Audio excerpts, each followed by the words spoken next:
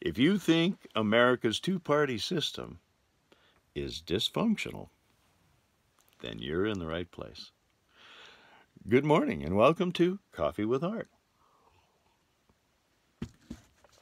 Every weekday morning I try to do a little video where I try to encourage discussion. I love a good discussion. I love it when I can discuss things over coffee with some friends.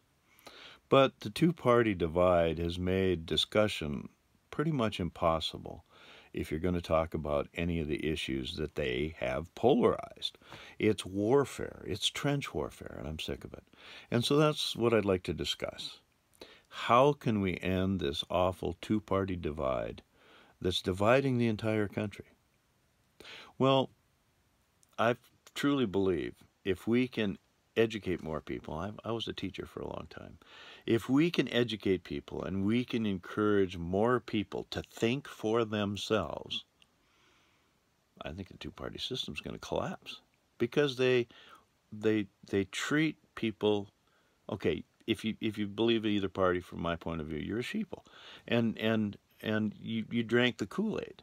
But the problem is you didn't know it was Kool-Aid, number one, and number two, you don't really see an alternative. So even if you are well motivated, you don't see any way to work in the American system of government without having to deal with the two-party system. So we've got to attack the myths that have propagated this system because they only tell you part of the truth.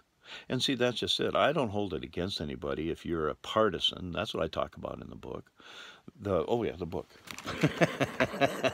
I keep forgetting. I got to be trying to sell this thing. Political Cocaine. And thank you for the people who have read it and have talked to me about it. I haven't got any reviews in the press, but I've gotten great reviews from some of the people I've talked to, and I really appreciate that. Thank you very much. How America got hooked on the two-party system and how to intervene. That's what we're talking about. This two-party system's not working any longer. Now, the reason I have this open, this is my bookcase at the Fortress of Solitude, and it's behind me here. And I've known for a long time that if I go to one of the libraries and you look at those big, thick dictionaries and look up capitalism, that you get a different definition than what most of you have learned about capitalism. They leave out something pretty major. And I've noticed those big old, but anyway, this is in 2 volumes, the dictionary that came with this. You know, I bought it at a rummage sale for a couple of bucks, a complete set. And, you know, these used to be really expensive books.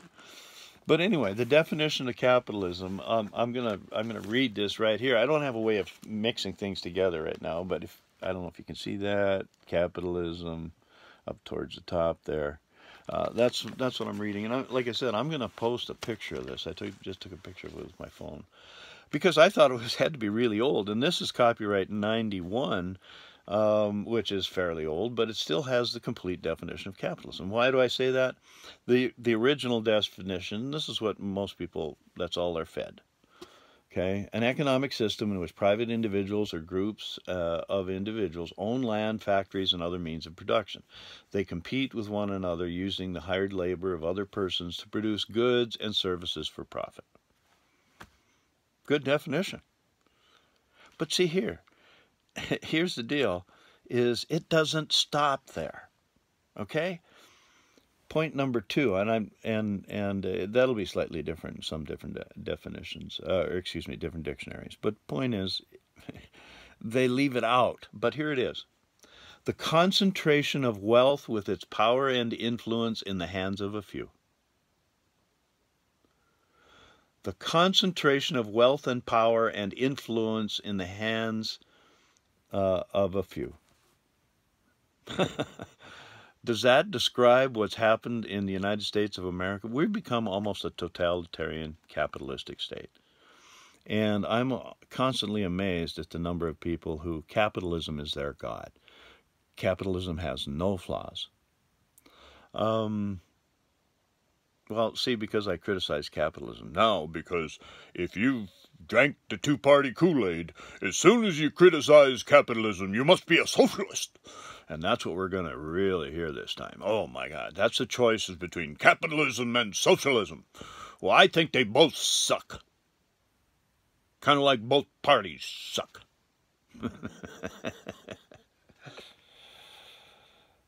Yeah, I do. They both suck. I'm for free enterprise.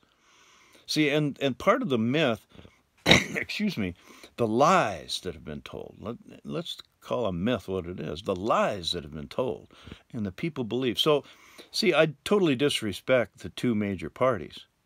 But that doesn't mean I don't respect those of you who have been partisans in the past, and the road's got to be getting tougher for you. I mean, come on, you're pissed off all the time. I don't care which trench you're in.